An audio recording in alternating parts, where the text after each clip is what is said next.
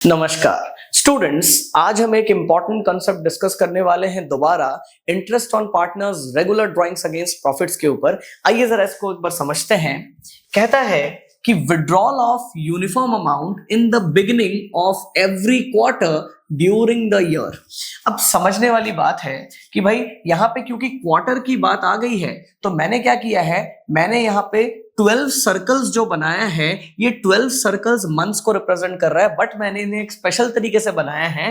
मैंने तीन तीन सर्कल्स को एक साथ लेके बनाया है। इसका मतलब है कि ये 3 मंथ हो गया जो कि फर्स्ट क्वार्टर को डिनोट करेगा, फिर ये दूसरा 3 मंथ सेकंड क्वार्टर को डिनोट करेगा एंड सो ऑन। अब समझने वाली बात है कि वो क्या कह रहा है कि मुझे ये ड्राइंग हर क्वार्टर के शुरुआत में करना है। तो अगर मुझे यहाँ पे एवरेज पीरियड निकालना है तो उसके लिए हमारे पास ये फॉर्मूला है। तो हम इसे कैसे निकालते हैं, देखिए कहता है months left after the first drawing. तो फर्स्ट ड्राइंग वो कब करेगा, फर्स्ट क्वार्टर के शुरुआत में। तो मैं यहाँ पे एक लाइन बनाता हूं।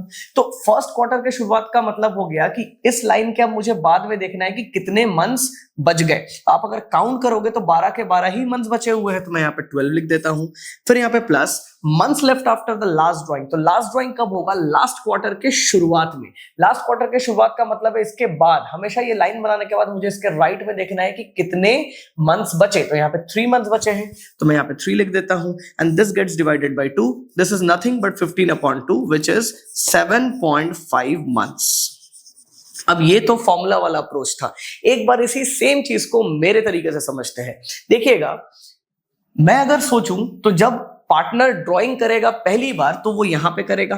तो यहां पे करने के बाद उसके पास तो 12 मंथ्स बचे, ये तो हमने समझ ही लिया था। जब वो सेकंड टाइम ड्राइंग करेगा तो वो यहां पे करेगा, मतलब सेकंड क्वार्टर के शुरुआत में करेगा। तो इसके बाद उसके पास 9 मंथ्स बचेंगे। एंड जब वो तीसरी बार ड्राइंग करेगा तो वो थर्ड क्वार्टर के शुरुआत में करेगा। इसके बाद उसके पास 6 मंथ्स बचेंगे। एंड जब वो चौथी बार ड्राइंग करेगा तो वो लास्ट क्वार्टर के शुरुआत में करेगा। इसके बाद उसके पास 3 ही मंथ्स बचेंगे। अब समझने वाली बात है कि मुझे तो इन्हीं नंबर्स का एवरेज लेना था।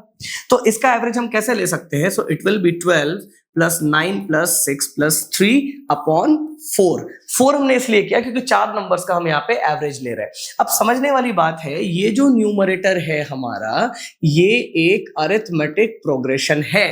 एंड ये क्योंकि एक अरिथमेटिक प्रोग्रेशन है एंड हमें सम करना है, तो मैं sum of first n terms of an arithmetic progression का फॉर्मूला लगा सकता हूं।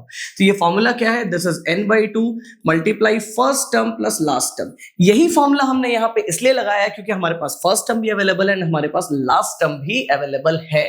अब समझते हैं कि अगर मुझे 4 टर्म्स का सम निकालना है तो मैं यहाँ पे S4 लिखता हूं। तो S4 का मतलब होगा 4/2 multiply first term which is 12 plus last term which is 3। And इसे मुझे सिर्फ इस ब्रैकेट वाले पोर्शन को सॉल्व करना है, पूरा नहीं सॉल्व करना। तो देखिए ये क्या होगा, 4/2 टाइम्स 15। अब मैं इसे यहीं पे छोड़ता हूं। समझने वाली बात यह है कि मैंने अभी तक सिर्फ न्यूमरेटर को ही ऐड किया है, मुझे तो इस पूरे चीज को डिवाइड बाय 4 भी करना था। तो न्यूमरेटर का रिजल्ट मेरे पास ये आ रखा है, मतलब इस रिजल्ट को मुझे अब डिवाइड बाय 4 करना है। इसका मतलब है S4 के रिजल्ट को मुझे डिवाइड बाय 4 करना है। तो S4 का रिजल्ट क्या है, 4/2 into 15 and this thing gets divided by 4। 4 से 4 होगा cancel and this will become 15/2 which is again 7.5 months.